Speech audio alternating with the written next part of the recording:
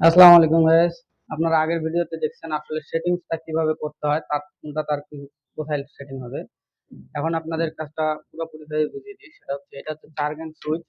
রুমে চারটা লাইটের জন্য চারটা সুইচ ব্যবহার করা হয়েছে।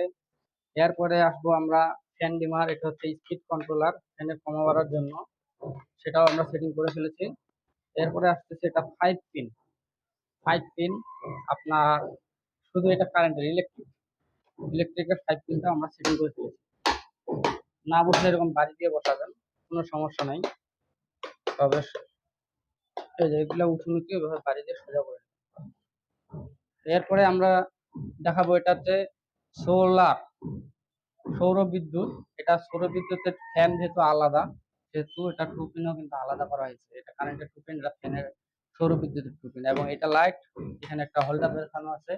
এই যে হোল্ডার, ওই হোল্ডারের লাইট আপনার এখানে সুইচ, ঠিক আছে। এরপরে আমরা এটাও সেটিং করে ফেললাম। এটা হচ্ছে একটা রুমের মেন সুইচ বোর্ড।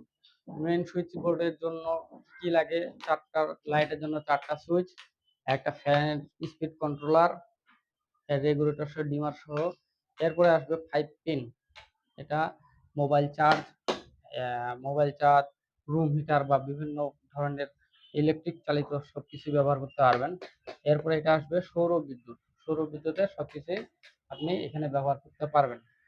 তো কাজটা কেমন হলো অবশ্যই জানাবেন। আর আপনারা এরকম কাজ করাতে চাইলে আমাদের সাথে যোগাযোগ করবেন। ভালো থাকবেন। আসসালামু আলাইকুম।